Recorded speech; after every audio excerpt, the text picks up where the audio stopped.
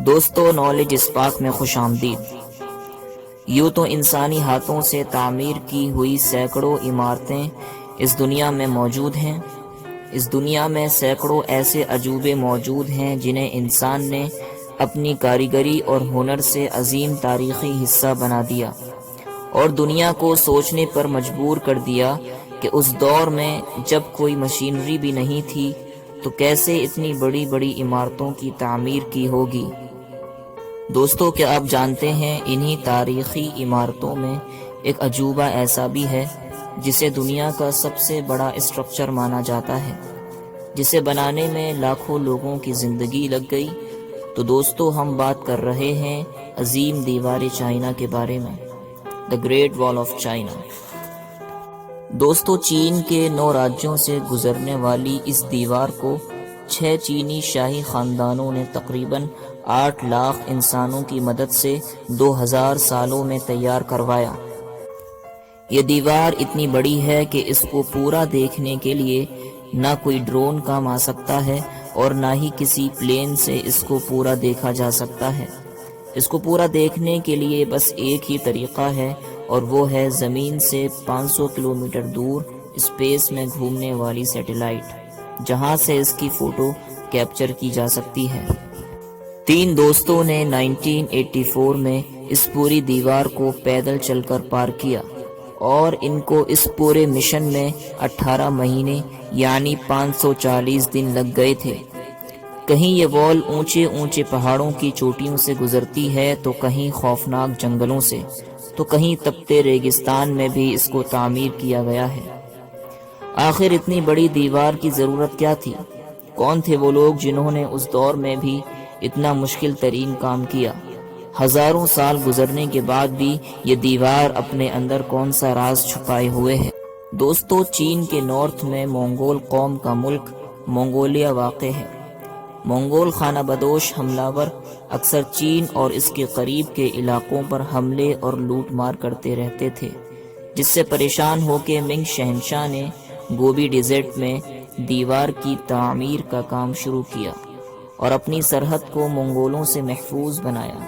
لیکن 1234 AD میں چنگیز خان نے اس دیوار کو توڑ کر حملہ کیا اور چین خاندان کو محروم کر کے چین میں منگول سلطنت کی بنیاد رکھی۔ چنگیز خان نے چین میں بہت قتل عام کیا۔ 1368 میں منگ خاندان نے چنگیز خان کی فوج کو چین سے نکال باہر کیا اور نارتھ سرحد کو پھر سے مضبوط بنایا۔ اس دیوار پر دشمنوں پہ نظر رکھنے کے لیے واچ ٹاور بھی بنائے گئے۔ ایکسپرٹس کی مانیں تو قریب 25,000 واچ ٹاور اس دیوار پر موجود ہیں۔ یہ واچ ٹاور ایک مقام سے دوسرے مقام تک سگنل بھیجنے کے لیے بھی استعمال کیے جاتے تھے۔ اگر کسی مقام پر دشمنوں کا حملہ ہو جاتا تو آگ جلا کر اس ٹاور سے حملے کا سگنل دوسرے ٹاور تک پہنچا دیا جاتا تھا۔ ایک ریسرچ کے مطابق ایک ٹاور سے تقریباً 1000 کلومیٹر تک ایک دن میں سگنل بھیجے جا سکتے تھے۔ دوستو، ایک اندازے کے مطابق اس دیوار کی تعمیر میں تقریباً 8 لاکھ لوگوں نے کام کیا، جن میں 3 لاکھ فوجی اور 5 لاکھ عام شہری تھے۔